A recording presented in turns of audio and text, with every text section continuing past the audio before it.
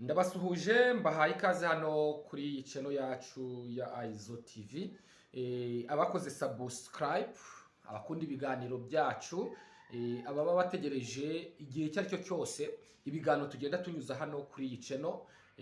Mbere na mbere yo gutanga iki kiganiro rero kamanze mbasuhuze.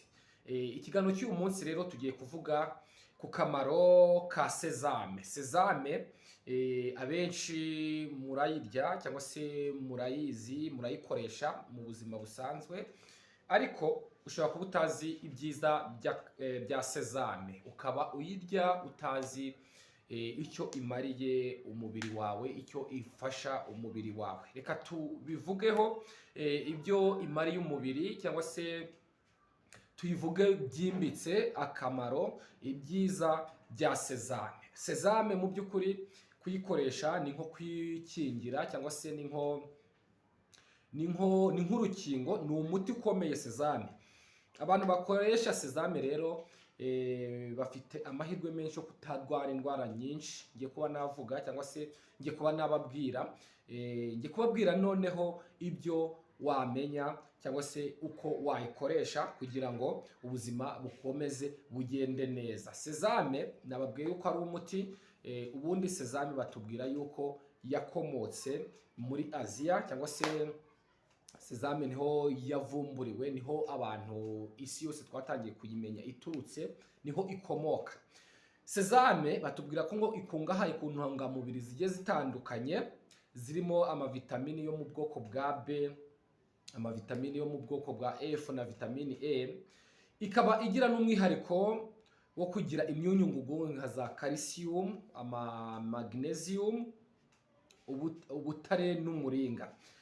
Turiya tubuto rero two muri sezame, turiya tubuto dufasha ubwonko cyane. Turiya tubuto two muri sezame, sinzi niba turiya tubuto twa sezame abantu bose batuzi, ariko turiya tubuto dufasha ubwonko cyane. Habamo utubuto bita rezitini, turiya tubuto bita rezitini, turiya dusidi twitwa rezitini dufasha ubwonko cyane. Muri make sezame ituma umuntu ashobora kuba yagira ubwenge, kuko ifasha ubwonko. Ni ukuvuga ngo ubushakashatsi bwakozwe bwagaragaje ko abana bariye sezame bakiri batoya mu ishuri batsinda cyane gusumba abataragize amahirwe yo kurya kuri sezame. Noneho ubushakashatsi bukaba bwaragaragaje ko abana barya sezame bakiri batoya bakunda gutsinda ari amasomo ya siyansi, imibare, shimi, za shimi, za biology, ya mibare, za fizike. Abana bagize amahirwe yo kurya sezame bakiri batoya, amasiyanse, imibare ari amasomo akomeye y'amasiyanse, bakunda kuyatsinda gusumba abana batagize amahirwe yo kurya sezame. Ni ubushakashatsi bwakozwe. Sezame ifasha ubwonko gukora neza. Iyo umwana yayiriye akiri mutoya, bimworohereza gutsinda neza mu ishuri ku kigero kiri hejuru gusumba abana batariye sezame. Sezame ifasha mu kwibuka. Ushobora kuba ufite ikibazo cyo kwibagirwa, cyangwa se urwara indwara zo kwibagirwa, sezame iragenda igakemura icyo kibazo cyo kwibagirwa. Ifasha umuntu kutibagirwa. Ifasha abantu gusinzira neza. Niba ufite ikibazo cyo kudasinzira neza, niba ufite ikibazo cyo kudasinzira neza, ukaba buri bitotsi, ukaba urarukanuye, ukaba utagira amahirwe yo gusinzira neza nk'uko bikwiye, sezame ni umuti, nicyo kintu gishobora kugufasha icyo kibazo. Yongerera ababyeyi amashereka. Niba uri konsa, uri umumama, uri konsa uruhinja, urwo ruhinja rwawe yenda ushobora kuba ufite ikibazo cyo kutagira amashereka, nukoresha sezame icyo kibazo kiri buze gukemuka. Amashereka ariyongera iyo uri kurya sezame, by'umwihariko ku babyeyi bari konsa, amashereka agenda yiyongera. Uwo ni umumaro wundi wa sezame. Sezame ifasha abarwayi gukira vuba. Niba umurwayi arwaye, ararembye, ariko mu byo umugaburira arwaye ugashyiramo na za sezame, cyangwa se akaba yarariye sezame mu buzima bwe akunda gukoresha sezame. Iyo arwaye ntabwo indwara imutwara cyangwa indwara umuntu imwibasira bya bindi bya cyane. Iyo umuntu akoresha mu buzima busanzwe sezame, iyo agize nenda n'ikibazo cyo kurwara akira vuba gusumba abantu batakunda gukoresha sezame. Abantu bashatse gutera akabariro, abagore, abagabo, sezame nicyo kintu kiri buze kugufasha icyo kibazo. Sezame ituma amaraso atembera neza mu mubiri, akagera mu bice byose by'umubiri. Iyo amaraso atembeye neza akagera mu bice by'umubiri byose, n'igikorwa cyo mu buriri cyangwa se cyo gutera akabariro kigenda neza, kuko amaraso iyo yageze mu bice byose by'umubiri, umubiri ugira imbaraga, na birinura n'iriya myanya yagenewe gutera akabariro ikagira imbaraga, bikagenda neza. Ndacyakubwira ibyiza bya sezame. Mu by'ukuri ndabivuga muri make, ariko mvuze byose sinabirangiza n'amasaha ngahe yashira. Sezame batubwira yuko ngo ishobora gufasha abantu babazweho. Niba yenda baragukoreye cesariyene, yenda tuvuge bakubaza uri kubyara, bakubaze mu bundi buryo, iyo ukoresha sezame cyangwa se umaze mu buzima bwawe ukoresha sezame, sezame ni nziza, iraza kugufasha. Ni nziza ku bantu babazweho. Irinde kubabara mu gituza, mu mavi. Niba ufite ikibazo cyo kubabara mu gatuza, ukaba ufite ikibazo cyo kubabara mu mavi, ni nziza, sezame yikoreshe, cyangwa se gira umuco wo kuyikoresha, kuko iri buze kugufasha ibyo bibazo. Kwipfundika kw'amaraso, amaraso akagenda akipfundika, ukabona amaraso yakoze ibintu bita ibinombe, amaraso akipfundika. Sezame ni nziza kuko irafasha. Sezame ishobora kukuvura iriya mitsi iba yipfunditse, yenda tuvuge umuntu ufite ikibazo cy'imitsi yipfunditse, amaraso ntabashe kugenda neza. Iyo ufite icyo kibazo, sezame yagufasha. Sezame ishobora kugufasha mu gihe urwara ibibazo byo kugugara mu nda, amakonstipasiyo, ibibazo byo mu mara, ikibazo cyo guhitwa cyangwa se cy'impatwe, amadiyare. Sezame ni nziza, yikoreshe, iri buze kugufasha icyo kibazo. Batubwira ko sezame ushobora kuyifashisha mu gihe ushaka gusohora imyanda mu mubiri. Niba ushaka gusohora imyanda mu mubiri, sezame iragufasha. Imyanda mu mubiri, wakwibaza uti umuntu agira imyanda mu mubiri gute? Mu byo turya, ibi biryo turi kurya muri iyi minsi, murabona ko turi gukunda kurya ibintu byo mu nganda. Imikati ikozwe mu nganda, amaji, amafanta, ibinyobwa byo mu nganda, inyama zitunganyijwe mu nganda, byose iyo bigeze mu mubiri, bitewe n'uko ibyakorewe mu nganda byose hari amaproduwi, amakemiko bagenda bongeramo, biragenda bimwe bikazana uburozi mu mubiri. Rero ikintu gishobora gukura uburozi mu mubiri ni umwijima. Umwijima niwo ufasha umubiri kugenda gusohora imyanda iri mu maraso no mu mubiri. Ariko sezame nayo ishobora gusohora iyo myanda iri mu maraso cyangwa se iri mu mubiri. Sezame ishobora kuyikoresha mu gihe ushaka kugira ifasha abantu kudasaza imburagihe.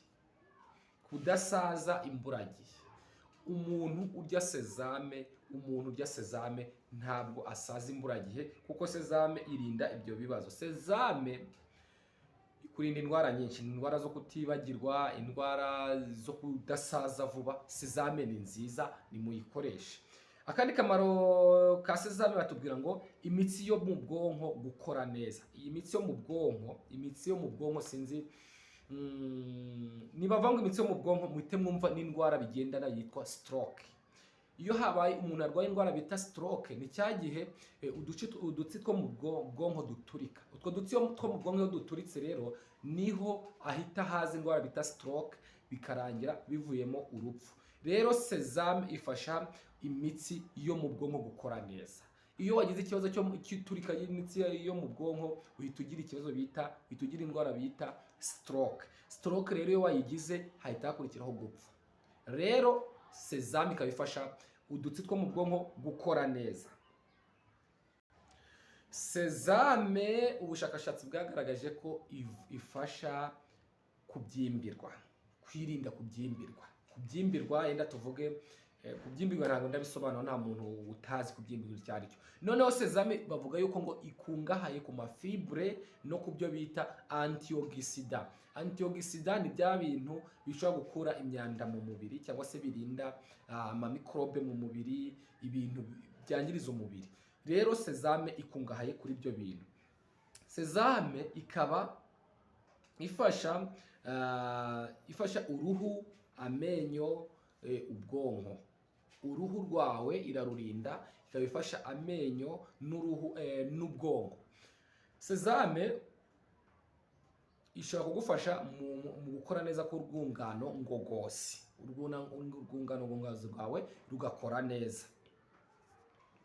Sezame ishobora kugufasha mu gukura ibinure mu mubiri, bya binure biba atari byiza, icyo bita cholesterol mbi.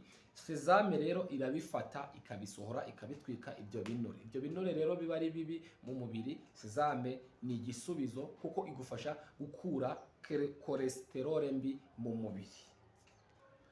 Ubushakashatsi bwagaragaje ko kurya sezame, gukoresha sezame bishobora gufasha umwijima gukora akazi kawo neza. Abantu barya sezame buri gihe, bakarya sezame mu buryo buhoraho, imyijima yabo ikora neza kuko sezame ifasha umwijima gukora neza. Umwijima umaze iki? Umwijima ufata amaraso ukayayungurura, imyanda iri mu mubiri yose igasohoka.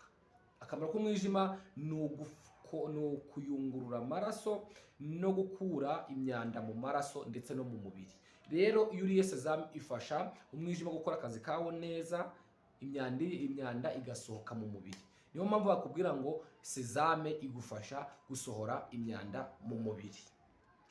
Sezame ifasha abantu bagira icyo bita ubwivumbure, allergie. Allergie ni cya gihe urya ibiryo bikaguhinduka, bikakugwa nabi. Ushobora kurya inyama, mu ruhu rwawe hakaza ibiheri, ugafurutwa.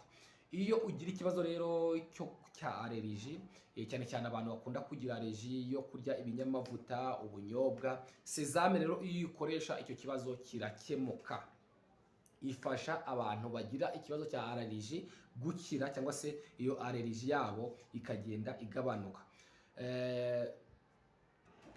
Ubushakashatsi bwagaragaje ko kurya sezame ku mubiri w'umuntu bifasha amaraso gutembera neza ndetse no gukora neza. Amaraso agatembera neza mu mubiri wawe. Sezame ishobora kugufasha gukira umunaniro. Ushobora kuba ugira umunaniro uhoraho, umunaniro iragufasha gukira uwo munaniro. Sezame ishobora kugufasha gutekereza neza. Hari abantu baba bafite ikibazo cyo mu mitekerereze, bakaba bananirwa wenda gutekereza, cyangwa se bafite ikibazo cyo gutekereza neza, gufata imyanzuro, kutamenya icyo bakora, cyangwa se ubwonko bwabo bukaba budashobora gutekereza neza. Sezame iragenda ikapudetinga ubwonko bwawe bugakora neza.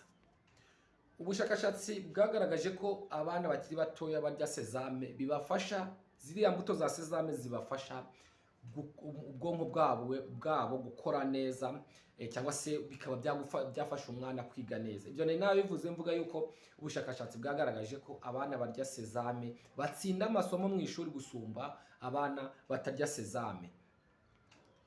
Ubushakashatsi bwagaragaje ko nanone abantu barya sezame bifasha imitima yabo. Sezame mu by'ukuri, ziriya mbuto za sezame zishobora gufasha umutima gutera neza ndetse no gutembera kw'amaraso neza mu mubiri.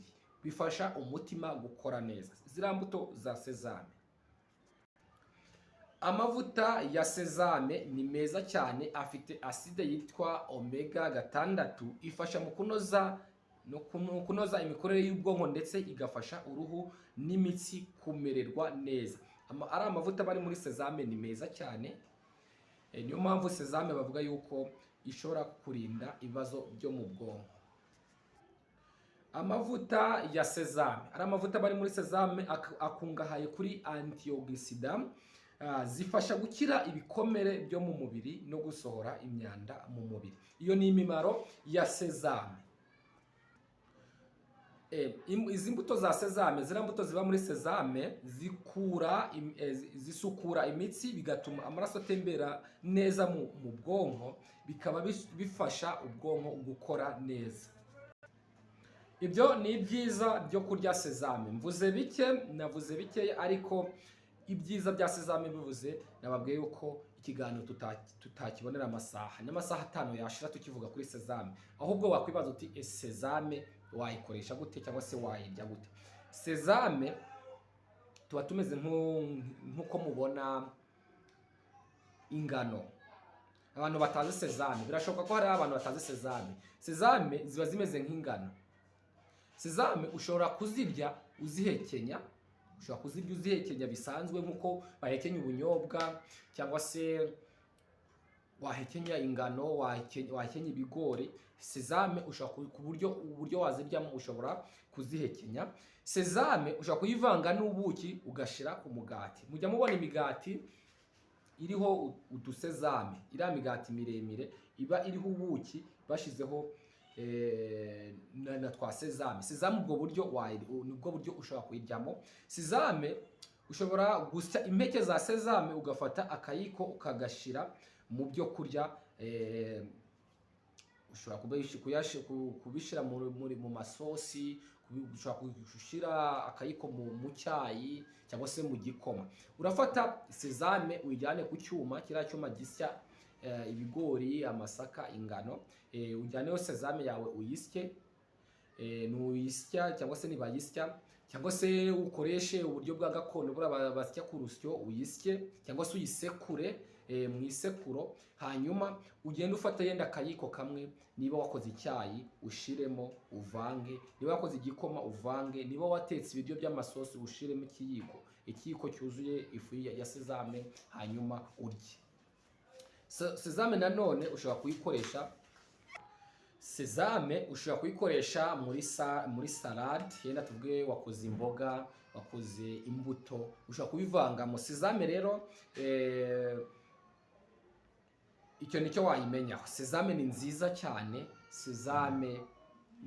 cyane, muyimenye. Sezame ni umuti. Sezame guhera uyu munsi ndagusaba utangire uyikoreshe mu buzima bwawe bwa buri munsi. Ikiganiro cy'uyu munsi rero reka nkisoreza aha. Twavugaga ku byiza byo kurya sezame, nagusobanuraga akamaro ka sezame. Sezame ni umuti ukomeye cyane wakurinda indwara zitandukanye. Guhera uyu munsi rero sezame ushobora kuba uyimenyeje ibyinshi biyerekeyeho.